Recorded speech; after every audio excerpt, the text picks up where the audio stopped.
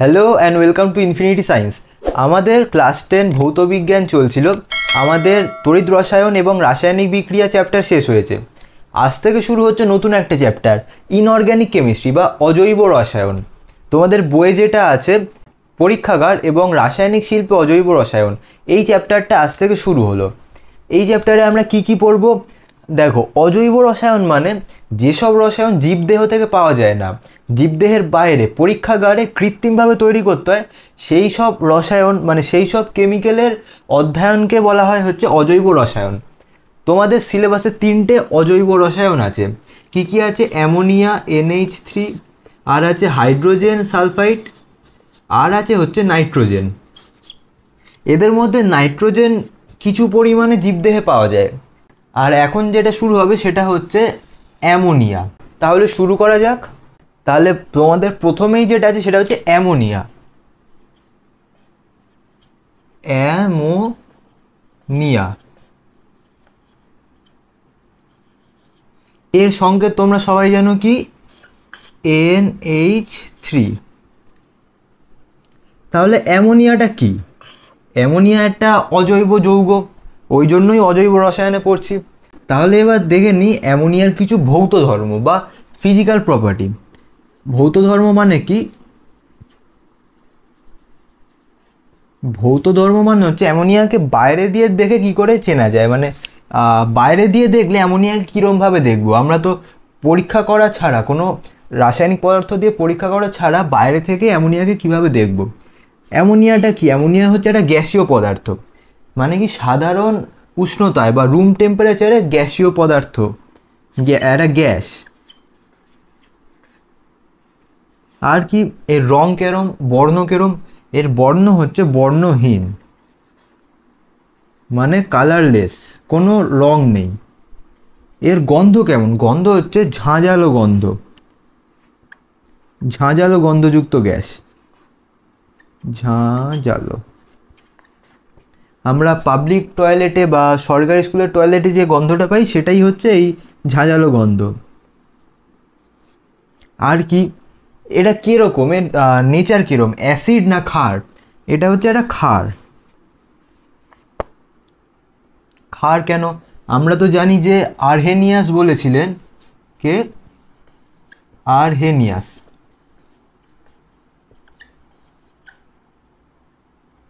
আর্হেনিয়াসের মতে যারা যারা জলীয় দ্রবণে OH মাইনাস বা O2 মাইনাস আয়ন ত্যাগ করে তারাই হচ্ছে একমাত্র ক্ষার বা ক্ষারক।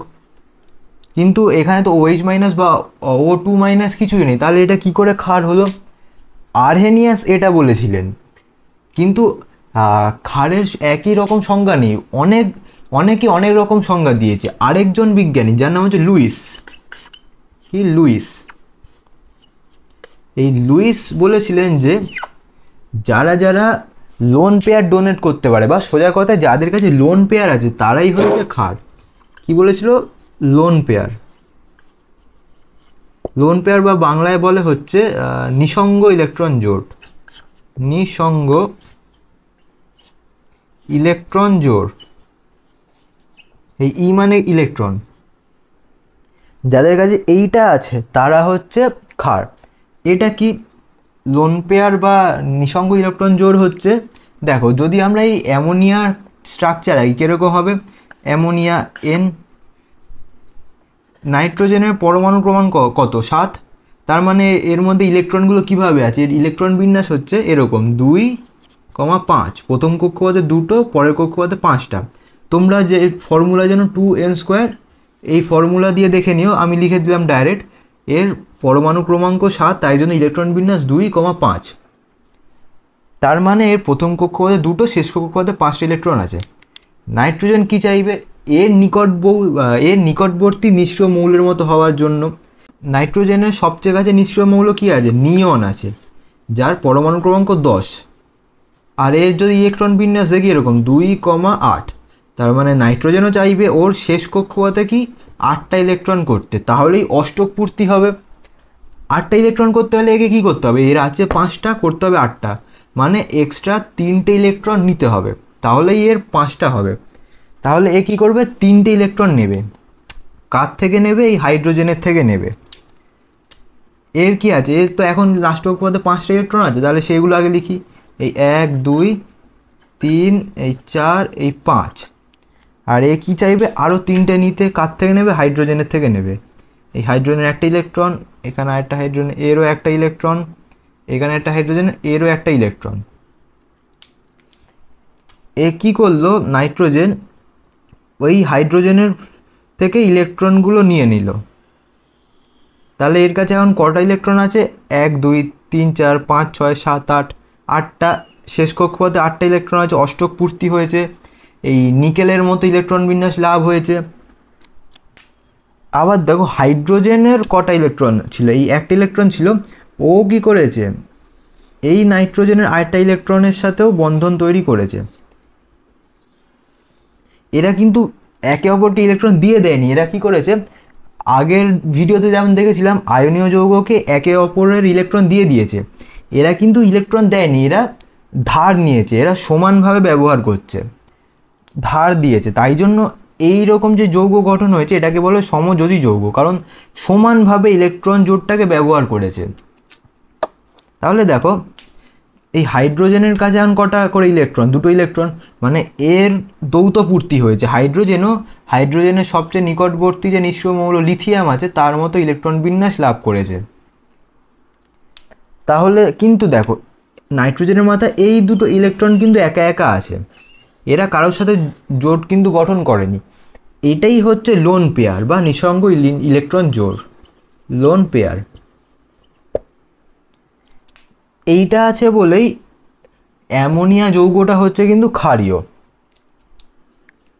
তাহলে লোন পেয়ারটা কি বুঝতে পারলাম? যে সমযোজী যৌগে সর্বশেষ কক্ষপথে যে 2টো ইলেকট্রন কারোর সাথে বন্ধন তৈরি করে না তারই হচ্ছে কি নিঃসঙ্গ ইলেকট্রন জোড়। জোড় মানে কি? জোড় বা পেয়ার মানে হচ্ছে জোড়া, যে এক জোড়া জুতো মানে কি? 2টো জুতো। এখানে দেখো 2টো ইলেকট্রন আছে, তাই জন্য এটাকে জোড় বলা হয়। আর কি, যেমন আরহেনিয়াস বলেছিল যারা জলীয় দ্রবণে OH- আর O2- ত্যাগ করে তারা হচ্ছে ক্ষার। আর কি, আর যারা H+ ত্যাগ করে তারা হচ্ছে অ্যাসিড। সেরকমই আরেকজন বিজ্ঞানী লুইস বলল যে যাদের কাছে লোন পেয়ার আছে, যারা লোন পেয়ারকে অন্যকে দিতে পারে তারা হচ্ছে ক্ষার, আর যাদের কাছে নেই, যারা অন্যকে দিতে পারে না, তারা হচ্ছে অ্যাসিড। এই জন্য এই অ্যামোনিয়া হচ্ছে একটা ক্ষার। ঠিক আছে, এটা ক্ষারীয় পদার্থ হলো। তাহলে এর স্বাদ কীরকম হবে? এর স্বাদ, ক্ষারের স্বাদ কীরকম হয়? কষাটে, কষাটে স্বাদ। জানি না কে টেস্ট করে দেখেছে, কিন্তু এর স্বাদ হচ্ছে কষাটে। আর কি, অ্যামোনিয়া হচ্ছে বায়ুর চাইতে অনেক হালকা। এটা এই পয়েন্টটা মনে রাখতে হবে, খুব ইম্পর্টেন্ট। এটা অন্য কালিতে লিখছি, বায়ুর চাইতে খুব হালকা, বায়ুর চেয়ে হালকা, বায়ুর চেয়ে হালকা গ্যাস। আর কি, আর হচ্ছে অ্যামোনিয়া জলে অত্যন্ত বেশি দ্রাব্য, জলে অতিমাত্রায় দ্রাব্য।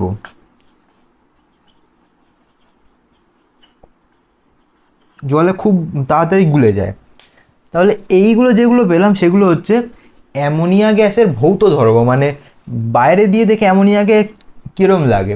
অ্যামোনিয়া কি সাধারণ অবস্থায় একটা গ্যাসীয় পদার্থ? কীরকম গ্যাস? বর্ণহীন গ্যাস, ঝাঁঝালো গন্ধযুক্ত গ্যাস। আর কি, এর নেচার কীরকম? ক্ষার, কারণ কি এর লোন পেয়ার আছে ওই জন্য ক্ষার, লুইস বলে গেছেন। আর কি, স্বাদ কীরকম? কষাটে স্বাদ।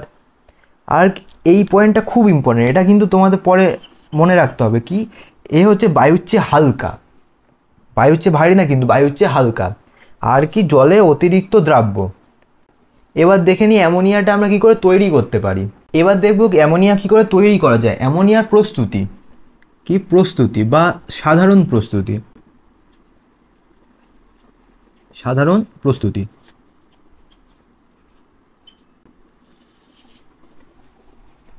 অ্যামোনিয়া প্রস্তুত করার একটা ফর্মুলা বলে দিচ্ছি, সেই ফর্মুলাটা মনে রাখবে তাহলেই হবে।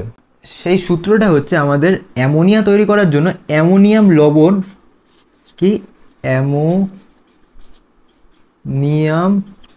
লবণ ওর সাথে ক্ষারকের বিক্রিয়া করাতে হবে। ক্ষারক, যে কোনো ক্ষারকের বিক্রিয়া করালে তাহলেই আমাদের তৈরি হয়ে যাবে যেটা আমরা চাইছি, মানে কি অ্যামোনিয়া।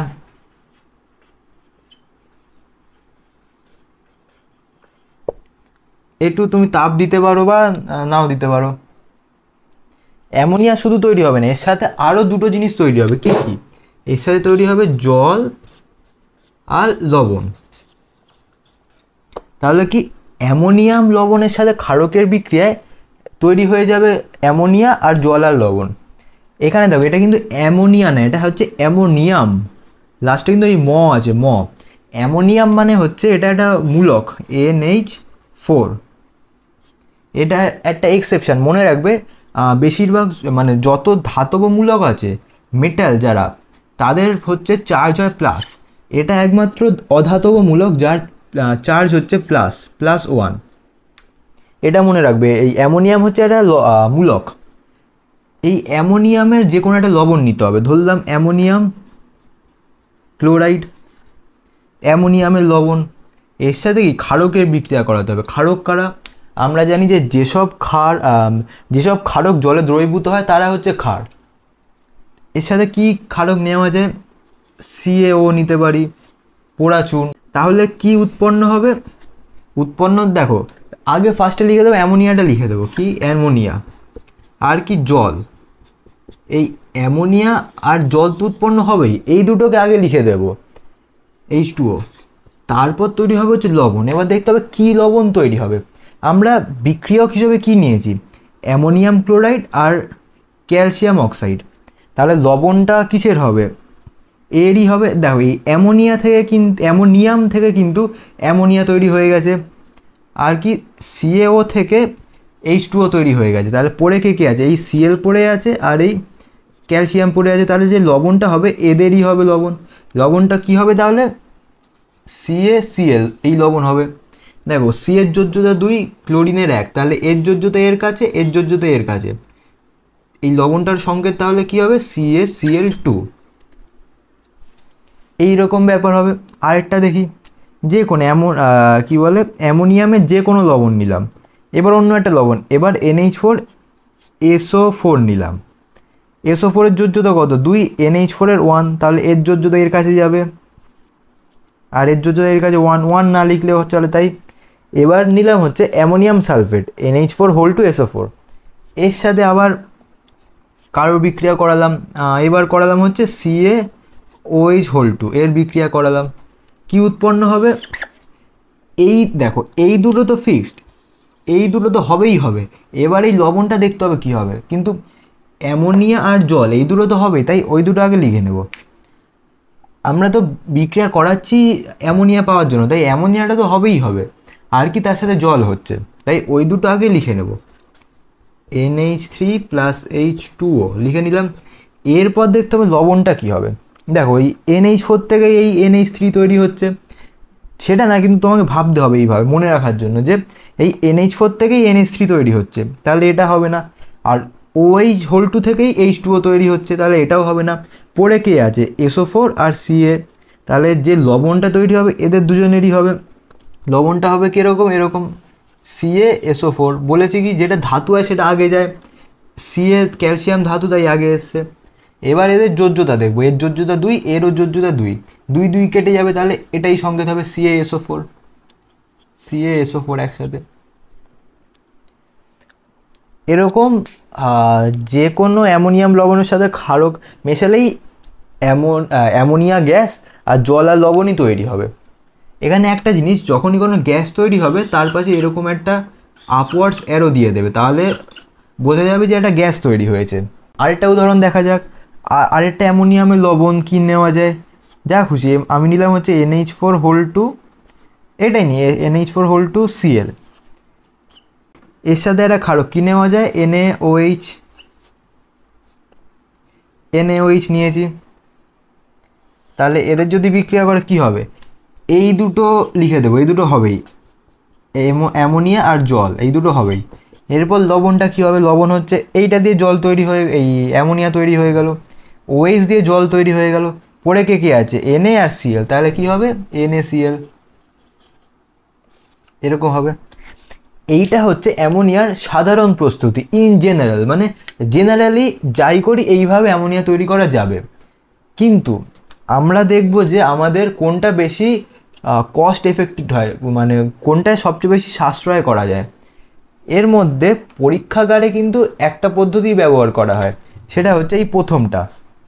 কারণ কি, এটা সবচেয়ে বেশি চিপ, কম দামি, আর এর যে জিনিসগুলো লাগে সেইগুলো তৈরি করতে বেশি সময় লাগে না। তাই জন্য পরীক্ষাগার প্রস্তুতিতে শুধু এই পদ্ধতিটাই ব্যবহার করা হয়। ইন জেনারেলি এই সবগুলোই করা যায়। তাহলে এবার দেখে নিই পরীক্ষাগারে কী করে অ্যামোনিয়া গ্যাস তৈরি করা যায়। এবার দেখবো অ্যামোনিয়ার পরীক্ষাগার প্রস্তুতি, মানে পরীক্ষাগারে, রসায়নাগারে, ল্যাবরেটরিতে বা কারখানায় কী করে অ্যামোনিয়া গ্যাস তৈরি করা হয়।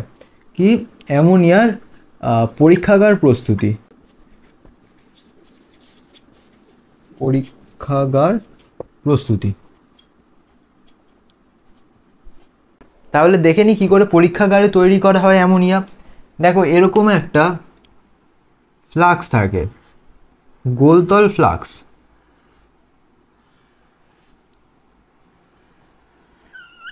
এর তলাটা গোল বলে একে বলা হয় গোলতল ফ্লাক্স। এর মাথায় কী করা হয়, কর্কের সাহায্যে একটা এরকমভাবে গ্যাস নল ঢোকানো থাকে, মানে একটা নল ঢোকানো থাকে।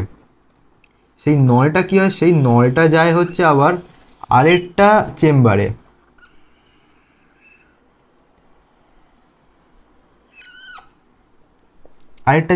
যায়,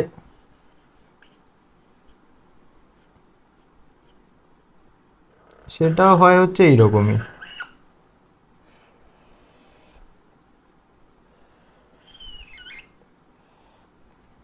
এবার সেখানে কি থাকে, একটা চুন স্তম্ভ থাকে, মানে এরকম আরেকটা চেম্বার থাকে যার মধ্যে সিএও থাকে। এইবার সেখান থেকে হচ্ছে গ্যাস, সেখান থেকে অ্যামোনিয়া গ্যাস তৈরি হয়ে বেরোয়। এই হচ্ছে এই সেট আপটা। এটা কি, এটা হচ্ছে একটা গোলতল ফ্লাক্স। এটা তলাটা গোল বলে এর নাম গোলতল ফ্লাক্স। এতে কি থাকে, হাফেরও কম আমাদের যে বিক্রিয়ক পদার্থগুলো আছে সেইগুলো মেশানো থাকে। আমরা যদি সমীকরণটা একবার এখানে লিখে নিই, সমীকরণটা কী ছিল, যে NH4Cl ওর সাথে কি CaO, এই মিশিয়ে তৈরি হয়েছে কি NH3H2O। আর কি, আর হচ্ছে একটা লবণটা কি এখানে লিখছি CaCl2। তাহলে এর মধ্যে থাকে হচ্ছে এই NH4Cl আর CaO। কত অনুপাতে থাকে, এই অনুপাতটা মনে রাখতে হবে, কত, 1:3 অনুপাতে। NH4Clটা 1 অনুপাতে আর CaOটা 3 অনুপাতে এর মধ্যে থাকে। এই অনুপাতটা মনে রাখার একটা টেকনিক আছে। দেখো আমরা কি তৈরি করছি, অ্যামোনিয়া NH3, সেটা কি এই NH4 থেকে তৈরি হবে, তাই এইটা কম নিয়েছে, আর এইটা তৈরি হচ্ছে না তাই এটা বেশি নিয়েছে, মানে উল্টো সম্পর্ক বলতে পারো। এইভাবে মনে রাখবে। তাহলে এর মধ্যে কি আছে, এর মধ্যে আছে হচ্ছে NH4Cl আর CaO কত অনুপাতে, 1:3 অনুপাতে। NH4Clটা 1 আর CaOটা 3, এই অনুপাতে আছে। এবার এটাকে কি করা হচ্ছে, তার জালির ওপর রেখে, এরকম তার জালির ওপর রেখে বুনসেন বার্নারের সাহায্যে এরকম হিট করা হচ্ছে, তাপ দেওয়া হচ্ছে।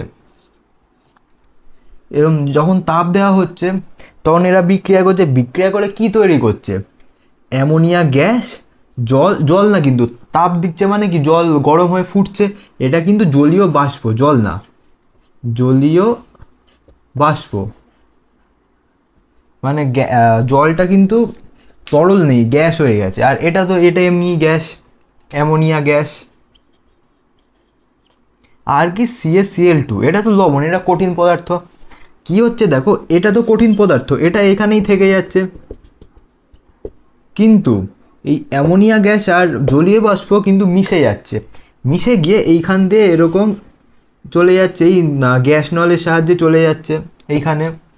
কে যাচ্ছে, অ্যামোনিয়া গ্যাস আর জলীয় বাষ্প মিশে এখান দিয়ে যাচ্ছে, কিন্তু আমাদের কি চাই, শুধু এই অ্যামোনিয়াটাকে চাই, জল চাই না। তাই আমাদের ব্যবস্থা করতে হবে এমন যাতে জলটা না থাকে, শুধু অ্যামোনিয়াটাই থাকে। তার জন্য কি করা হয়, এইখানে এই চেম্বারটায় এমন একটা পদার্থ রাখা হয় যেটা কি করে, জলকে আকর্ষণ করে নেয়, জলাকর্ষী পদার্থ। কি এখানটা লিখছি, জলাকর্ষী পদার্থ মানে কি, জলকে আকর্ষণ করে নেবে, শুধু অ্যামোনিয়াটাকে বার করে দেবে। জলাকর্ষী পদার্থ হিসেবে ব্যবহার করা হয় হচ্ছে CaO-কে, পোড়া চুনকে। তাহলে এখানে কি আছে, এইখানে আছে হচ্ছে CaO, পোড়া চুন আছে। যখনই জলীয় বাষ্প এবং অ্যামোনিয়া গ্যাসের মিশ্রণটা এখান থেকে হয়ে এখানে আসবে এবং এরপর এখানে যাবে, এইখানে গিয়ে জলীয় বাষ্প সাথে যে জলীয় বাষ্প এবং অ্যামোনিয়ার মিশ্রণ থেকে জলীয় বাষ্পটাকে CaO আকর্ষণ করে নেবে, শোষণ করে নেবে এবং শুধুমাত্র অ্যামোনিয়াটাকে রিলিজ করবে, NH3টাকে ছাড়বে। তাহলে কি হলো, গোলতল ফ্লাক্সের মধ্যে NH4Cl আর CaO-কে 1:3 অনুপাতে উত্তপ্ত করা হলো। ফলে যে লবণটা ছিল CaCl2 সেটা তো কঠিন বলে এখানেই থেকে গেল, কিন্তু গ্যাসীয় পদার্থ অ্যামোনিয়া গ্যাস এবং জলীয় বাষ্প এই গ্যাস দণ্ডের সাহায্যে, গ্যাস নলের সাহায্যে এইখানে চলে এলো। এইখানে এসে CaO কি করলো, CaO H2O-টাকে শুষে নিল, তাহলে বাকিকে থাকলো NH3। তাহলে NH3টা এখান দিয়ে বেরোলো। এইবার NH3 তো এখান দিয়ে বেরোলো, তো গ্যাস তো বেরিয়ে যাবে, এটাকে কালেক্ট করতে হবে, সংগ্রহ করতে হবে। এই সংগ্রহ করারও একটা টেকনিক আছে, এটা মনে রাখতে হবে। আমরা যখন অ্যামোনিয়ার ভৌত ধর্ম পড়েছি তখন পড়েছি যে অ্যামোনিয়া হচ্ছে কি, অ্যামোনিয়া বায়ুর চেয়ে হালকা, বায়ুর চেয়ে কি হালকা। এই ধর্মটাকে কাজে লাগিয়ে আমরা এখানে অ্যামোনিয়া গ্যাসটাকে সংগ্রহ করি। কি করা হয়, এখানে এরকম একটা গ্যাস জার উল্টো করে রাখা হয় এবং বায়ুর নিম্ন অপসারণ দ্বারা অ্যামোনিয়া গ্যাসকে সংগ্রহ করা হয়। কি দ্বারা, কি বায়ুর নিম্ন অপসারণ, এই স্টার, এটা বায়ুর নিম্ন অপসারণ। বায়ুর নিম্ন অপসারণটা কি, দেখো অ্যামোনিয়া গ্যাস কি বায়ুর চেয়ে হালকা, মানে এই যদি বায়ু হয় আর এখান দিয়ে, মানে এইখানে যে বায়ুটা আছে, গ্যাসের মধ্যে বায়ুটা আছে আর গ্যাস জারে যে বায়ুটা আছে আগে থেকে, আর এখান থেকে অ্যামোনিয়া গ্যাসটা বেরোচ্ছে। অ্যামোনিয়া গ্যাস কি করবে, হালকা হালকা বলে বায়ুর উপরে উঠে যাবে, যে হালকা হয় সে তো উপরে উঠে যায়, তাই এ উপরে উঠে গেল। উপরে ওঠার সময় কি করলো, এই বায়ুটাকে কি অপসারিত করে নিচে ঠেলে দিল, বায়ুটাকে নিচে ঠেলে দিল এবং নিচে উপরে উঠে গেল। তাই জন্য বায়ুর নিম্ন অপসারণ দ্বারা অ্যামোনিয়া গ্যাস সংগ্রহ করা হয়। তাই কী হয় যে অ্যামোনিয়া গ্যাস যেহেতু বায়ুর চেয়ে হালকা, তাই বায়ুকে অ্যামোনিয়া গ্যাস নিচের দিকে অপসারণ করে, নিচের দিকে পুশ করে নিচে ওপরে উঠে যায় এবং এইখানে জমা হয়। এটাই হচ্ছে বায়ুর নিম্ন অপসারণ। এইভাবে অ্যামোনিয়া গ্যাসকে সংগ্রহ করা হয়। তাহলে এটাই হচ্ছে অ্যামোনিয়া গ্যাসের পরীক্ষাগার প্রস্তুতি। তোমাদের কিন্তু পরীক্ষায় অ্যামোনিয়ার পরীক্ষাগার প্রস্তুতির পদ্ধতিটা পুরো লিখতে দেবে না, এই যে যেটা বললাম এরকম পুরো দেবে না। তোমাদের কিরম কোশ্চেন আসবে, আসবে হচ্ছে এইভাবে যে অ্যামোনিয়ার পরীক্ষাগার পদ্ধতির সমিত সমীকরণটা লেখো। তাহলে সমিত সমীকরণটা কি হবে, আগে সমীকরণটা লিখি, NH4Cl। এখানে কিন্তু লিখবে যে অ্যামোনিয়ার পরীক্ষাগার প্রস্তুতির সমিত সমীকরণ, মানে ব্যালেন্সড ইকুয়েশন। তারপর লেখা শুরু করবে NH4Cl প্লাস CaO তৈরি করবে কি NH3 প্লাস H2O, আর কি একটা লবণ, লবণটা হবে হচ্ছে CaCl2। তাহলে এটা কি সমিত ব্যালেন্স আছে, না ব্যালেন্স নেই, ব্যালেন্স করতে হবে। দেখো এখানে একটা নাইট্রোজেন আছে, এখানে একটা নাইট্রোজেন, এখানে চারটে হাইড্রোজেন আছে, এখানে তিনটে আর দুটো, পাঁচটা হাইড্রোজেন, তাহলে ব্যালেন্স করতে হবে। আর এখানে ক্লোরিন একটা আছে, এখানে ক্লোরিন দুটো আছে, তাহলে আমি এখানে যদি 2 দিই তাহলে দুটো নাইট্রোজেন হলো, এখানে কিন্তু একটা নাইট্রোজেন, তাহলে এখানে যদি আমি 2 দিই, দুটো নাইট্রোজেন, 4 দুগুণে 8টা হাইড্রোজেন, 3 দুগুণে 6টা আর 7 8টা, 8টা হাইড্রোজেন হয়ে গেল। ক্লোরিন দুটো, ক্লোরিন দুটো, এটাতে একটাই আছে, ক্যালসিয়াম আর অক্সিজেন একটা আছে। তাহলে সমতা বিধান হয়ে গেল, মানে বাংলায় কি বলে, ব্যালেন্স হয়ে গেল। এটাই হচ্ছে ব্যালেন্স সমীকরণ। এইটা লিখতে দিতে পারে। আর কি দিতে পারে, আর যেটা খুব ইম্পর্টেন্ট সেটা হচ্ছে কি করে অ্যামোনিয়া গ্যাসটাকে সংগ্রহ করতে হয়, গ্যাস সংগ্রহ। কোশ্চেন এটা আসতে পারে যে গ্যাস সংগ্রহ,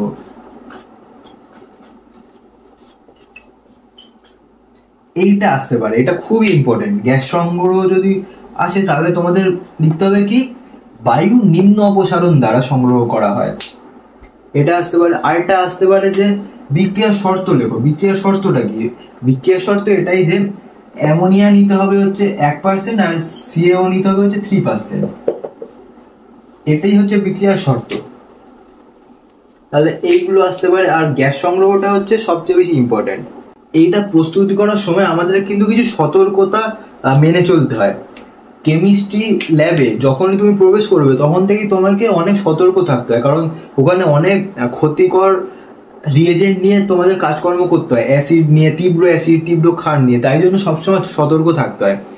এইটা করার সময় আমাদের কি কি সতর্কতা মাথায় রাখতে হবে সেটা হচ্ছে, এই যে বিক্রিয়কগুলো ব্যবহার করব, সিএও, NH4Cl, এরা যদি কঠিন অবস্থায় থাকে বা অনেক বড় বড় টুকরো থাকে, ভালো করে এইগুলোকে ক্রাশ করে নিতে হবে, মানে ভালো করে টুকরো টুকরো ছোট টুকরো করে নিতে হবে, ভেঙে গুঁড়ো করে নিতে হবে, তাহলেই ভালো বিক্রিয়া হবে। ভাঙলে কি হবে, এদের ক্ষেত্রফল বেড়ে যাবে।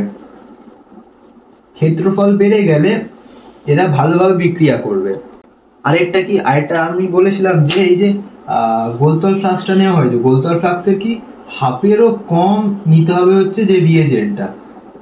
কেন? কারণ যদি তুমি বেশি করে নাও তাহলে গ্যাস যাওয়ার জন্য বেশি জায়গা থাকবে না। যদি তুমি হাফ বা হাফের কম নাও তাহলে গ্যাসকে বেরোনোর জন্য অনেকটা বেশি জায়গা থাকবে। এই বা আরেকটা সতর্কতা যে এই কর্কগুলো আছে না, কর্কের মুখগুলো ভালোভাবে বন্ধ করতে হবে যাতে গ্যাস লিক না করে, গ্যাস বেরিয়ে না যায়। এই সতর্কতাগুলো অবলম্বন করতে হবে। এবার আরেকটা জিনিস ভাবো যে আমরা কি জলাকর্ষী পদার্থ হিসেবে আমরা সিএও কে ব্যবহার করেছি। কেন? যাতে অ্যামোনিয়া আর জলীয় বাষ্প যে মিশে আছে সেখান থেকে জলীয় বাষ্পটাকে শুষে নেয় এবং শুধু অ্যামোনিয়াটা এখান দিয়ে বেরোয়। কিন্তু কেন? জলাকর্ষী পদার্থ তো অনেক আছে। আমরা ক্লাস 9-এ পড়েছি যে জলাকর্ষী পদার্থ হচ্ছে কনসেন্ট্রেটেড, মানে গাঢ় সালফিউরিক অ্যাসিড। এছাড়া আরো জলাকর্ষী পদার্থ আছে যেমন P2O5, পটাশিয়াম পেন্টঅক্সাইড, এইগুলোও তো আছে। এইগুলো কেন ব্যবহার করলাম না? এইগুলো কি ব্যবহার করা যাবে না? এগুলো ব্যবহার করা যাবে না। কারণ কি? এরও একটা খুব কিন্তু ইম্পর্টেন্ট কারণ আছে। এটাও কোশ্চেন আছে যে জলাকর্ষী পদার্থ হিসেবে সিএও কেই কেন ব্যবহার করা হলো, গাঢ় সালফিউরিক অ্যাসিড বা পটাশিয়াম পেন্টঅক্সাইড বা অন্য কোনো পদার্থকে, অন্য কোনো যৌগকে কেন ব্যবহার করা হলো না? এর কারণ হচ্ছে আমাদের যে সমীকরণটা ছিল, দেখো আমরা বিক্রিয়া করে কি পেয়েছি হচ্ছে, মানে আমরা কি তৈরি করতে চাইছি, আমরা তৈরি করতে চাইছি হচ্ছে যে অ্যামোনিয়া। আর অ্যামোনিয়াটা কি? অ্যামোনিয়াটা হচ্ছে একটা ক্ষার, একটা কি লুইস ক্ষার, আগেই জেনেছি লুইস ক্ষার। আর এইগুলো যেগুলো বললাম এরা কি? এরা হচ্ছে অ্যাসিড। এরা কারা? অ্যাসিড। H2SO4 তোমরা জানো সালফিউরিক অ্যাসিড, কিন্তু P2O5 একটা অ্যাসিড। এগুলো তোমরা ক্লাস 11-এ গেলে জানবে। P2O5 হচ্ছে একটা নন মেটালিক অক্সাইড। নন মেটালিক অক্সাইড মানেই হচ্ছে অ্যাসিড। ফসফরাস কি? মেটাল না তো, নন মেটাল মানে অধাতব অক্সাইড মানেই সেটা হচ্ছে অ্যাসিড। তাই এখানে যদি আমরা এই অ্যাসিডগুলো ব্যবহার করতাম, যখন এরা এখান দিয়ে পাস করতো তখন কি এই NH3 ক্ষার আর এগুলো অ্যাসিড ক্ষার বিক্রিয়া করে জল আর লবণ তৈরি করে ফেলতো।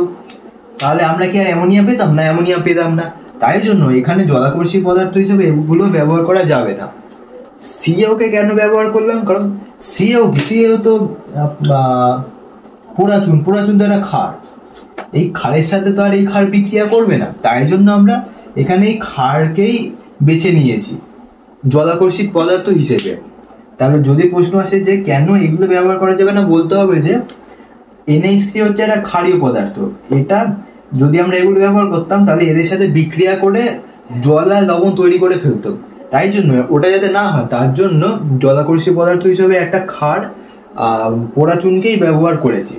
আজকের ভিডিও ভালো লাগলে সবাই লাইক করো, চ্যানেলটাকে সাবস্ক্রাইব করো, ভিডিওটাকে শেয়ার করো, আর আমাদের ইনস্টাগ্রামে ফলো করে নিও। Thank you. एलियन डिवाइस का असर हो गया, उसे बांधा चक्कर लाई देखो सब हो गया। आम बच्चा देखो कितना खास।